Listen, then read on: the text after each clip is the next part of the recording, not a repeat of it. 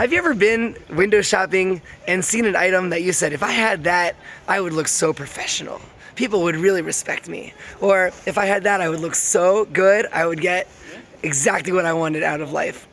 If I had that item, that would change everything. Because why would it work like that? Is it because we identify as the items that we're wearing or as the positions that we hold? I'll tell you a story. When I was working in Vail, it's a ski place, a ski resort. Everyone around me is considered a ski bum. A ski bum is somebody who's there to ski and works, part-time or on the side in order to sustain their awesome skiing lifestyle.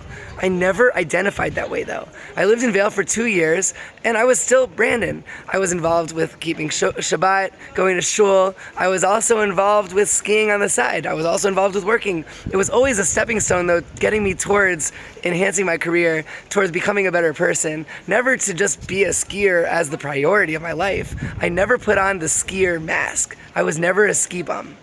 And that's how I never became a victim of circumstances. When you're a skier, when you're a ski bum, all of a sudden the matters of the mountain matter more than any matters the rest of your life. This was Joseph's final secret towards his success. Joseph, who we've already talked about in the last 2 weeks, mastered his trust and connection with God. He also mastered his never losing sight of his vision, his dreamer. And the final way that kept him focused when everything was so hard is that he never identified as the masks that he wore. So many masks were thrusted upon him. He was the bottom slave of Potiphar and he worked his way to the top. He was in jail at the lowest for rape, which he didn't do. Like the lowest level of a prisoner, and he worked his way to the top. Then, as soon as he has the opportunity to speak to Pharaoh, he rises straight from a prisoner to the top, second in command of all of Pharaoh's kingdom.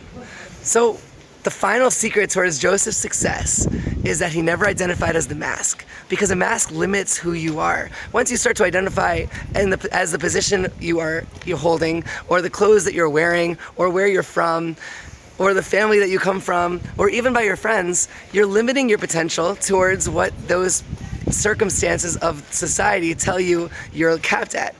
A mask is like a lid. It holds you back. It also hides who you are. So therefore, you can be whoever you want to be behind that mask. So it builds a false level of self-confidence. Joseph never had that. He was always remembering and honest with his integrity, remembering who he was, remembering where he came from, remembering that he's an Ivri, a Hebrew, that he didn't even speak their language, even though he's holding that high position. When his brothers came to him, he cried multiple times, sobbed. He had to look away, he had to run away, to cry. He needed to put the brothers through the test that he did put them through in order to find out whether he can trust them. But inside, even though he looked like the king of Egypt, and the brothers said, "You are like the king, you are like the Pharaoh to us in our eyes," he was never that Pharaoh. He was always their brother. He was never a victim of the circumstances and always pushed his limits of his possibility. And that's what made Joseph so great. And that's the difference that let him survive throughout these travails in a very unfortunate life and never whined about it. When the brothers finally came back and they said that their father would die if they came back without Benjamin, Joseph cannot handle it anymore, takes off the mask, and everything is revealed. All of that light, all that brotherly love explodes. He calls the brothers towards him and gives them a loving embrace. Because all along, no matter what he's wearing, no matter what mask he's wearing, he was always Joseph first and foremost. Joseph the dreamer, whose dream did come true. He became the leader of a whole land, the biggest land in the world, the most powerful kingdom. He was responsible for the food of the world. And all of his brothers and finally his father were reunited with him in the most touching moments of the Torah. All of that is only possible because Joseph was still Joseph and never Pharaoh's number 2. Although he wore the mask and did a great job in that role, he always had his integrity, building him and supporting him strongly beneath it all.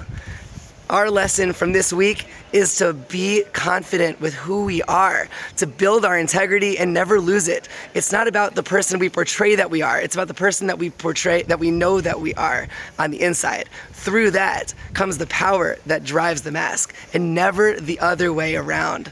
Shabbat Shalom.